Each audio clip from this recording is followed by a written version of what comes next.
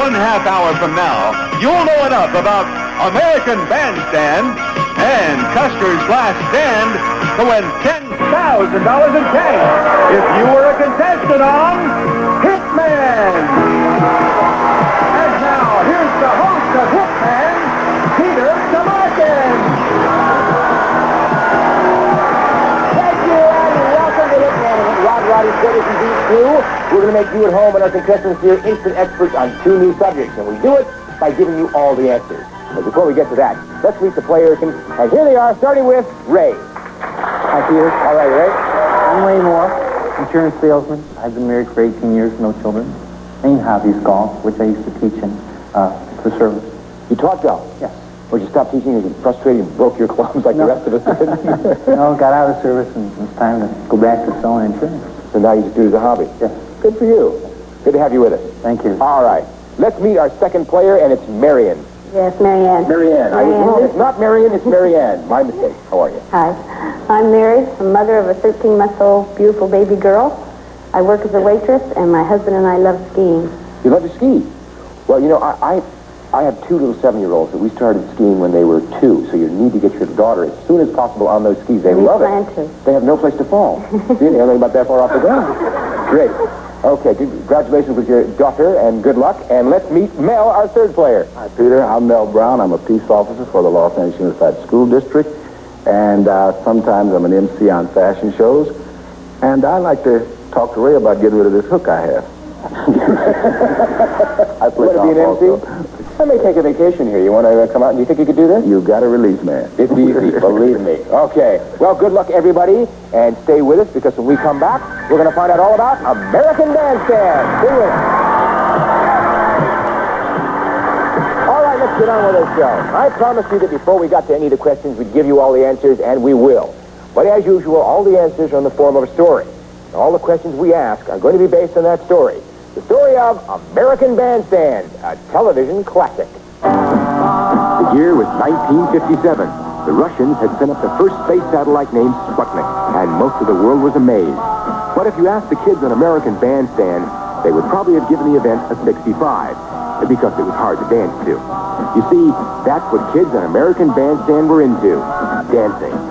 So the same year that the Russians sent Sputnik up, Dick Clark launched American Bandstand coast to coast. Of course, not just anybody could be on the show. First of all, you had to be over 14 and under 18 years old. Kids under 14 were too giddy, and kids over 18 were too blasé. Also, that age limit kept sailors out. There was a dress code, too. The boys had to wear a tie with either a jacket or a sweater. Nobody dressed that way in real life, but it made the show more acceptable to adults who were frightened of the teenage world and their music. The girls weren't allowed to wear tight sweaters or upturned collars, and if a girl wore toreador pants, she would be asked to leave, even if she brought a note from her matador. The show went on the air at 2:45 in the afternoon. At about 3:15, they varied the pace by rating records. The lowest record they ever rated was the Chipmunk song, which featured a chipmunk named Alvin. Within a month, the song sold over 1 million records. How do you say, get your teeth fixed in Chipmunk?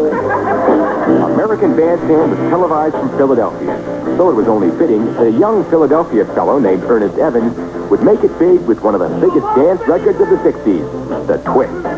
Actually, when a group of kids on Bandstand first started dancing the Twist, the producer of the show ordered the cameras off them. But when it spread to the other kids, he decided to let it go. It was either that or take close-ups of the record spinning. When Dick's wife, Bobby, saw Ernest Evans performing the song, she said, he looks like a little fat domino, kind of a chubby checker, and the name stuck. Practically every big star appeared at least once on Bandstand, with the exception of Elvis Presley. Elvis did do phone interviews, though. That's because his manager, Colonel Tom Parker, wanted to keep Elvis's reputation alive while he was in the Army. Those stars who did appear on the show never sang. They lip-synced to the record. Once, Paul Anka was lip-syncing Diana, the song, that is. In the middle of the chorus, the record stuck. Paul, the trooper that he is, repeated the line a couple of times, then broke up laughing. But the kids never minded. They thought American Bandstand, like Sputnik, was out of this world.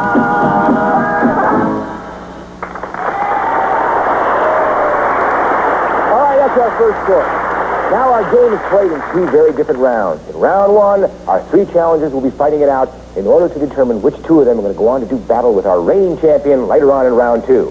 We make that determination by running a little race. Now, whichever two of you crosses the finish line first will be the two who go on to meet that champion later on in round two. Unfortunately, the third place finisher is out of the game.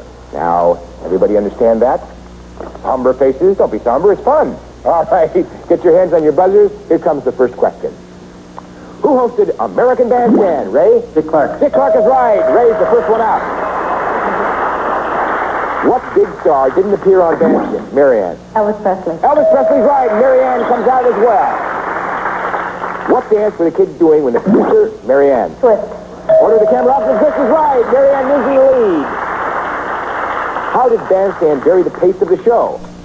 Marianne. They rated songs. Yes, they did. And Marianne moved two ahead of Ray, and Mel's yet to move out.